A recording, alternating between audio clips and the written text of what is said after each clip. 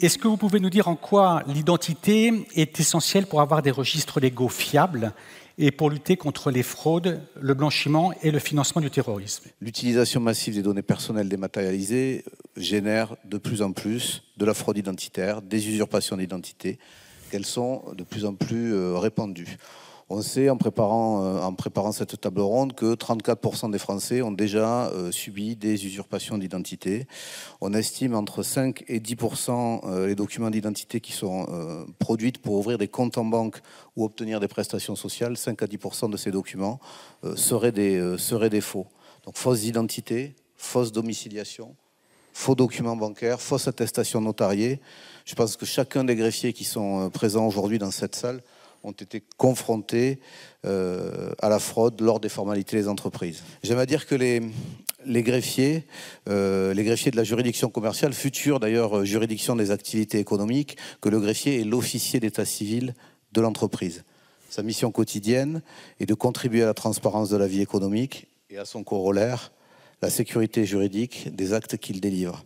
Donc une mission de sécurisation juridique, une mission économique, une mission de contrôle, de tenue et de diffusion des documents légaux de l'entreprise. Le deuxième point que je souhaitais aborder avec vous cet après-midi concerne le contrôle et l'usurpation d'identité. Monsieur le commissaire, on va commencer par vous. La fraude identitaire, vous le disiez, et l'usurpation d'identité est votre quotidien.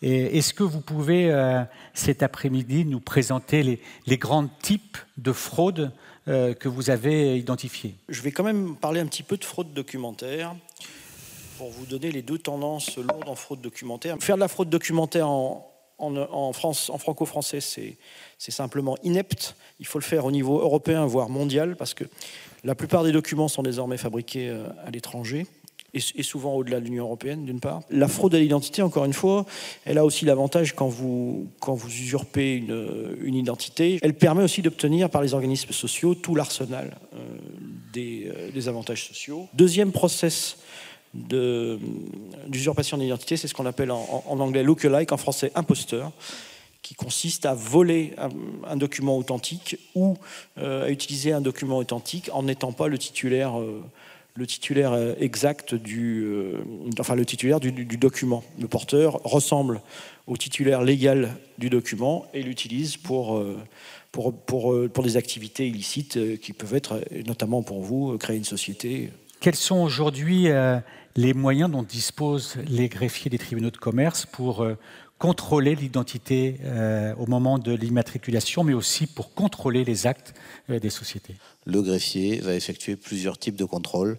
Alors moi, j'aime bien parler des 4 C, les contrôles de régularité, donc la complétude de la déclaration, la conformité juridique des énonciations aux dispositions législatives et réglementaires, le contrôle de correspondance des actes et des pièces justificatives qui sont déposées, c'est-à-dire les pièces d'identité notamment, les statuts, les PV, etc., et la compatibilité de l'état du dossier dans le cadre des inscriptions modificatives ou des radiations.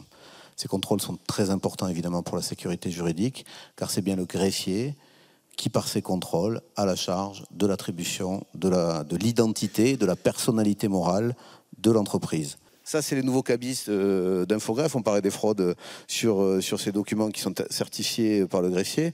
Infogreffe a mis en place un code data matrix sur les cabis. Et maintenant, lorsque les greffiers délivrent des cabis, ce code data matrix permet à l'utilisateur de ce cabis d'aller vérifier la bonne identité. Ça, c'est le cabis du greffe de Marseille. Mais on va aller vérifier sur Infogreffe par un lien que le document qu'on a entre les mains n'est pas un faux et est relayé à une autorité compétente pour délivrer un acte juridique.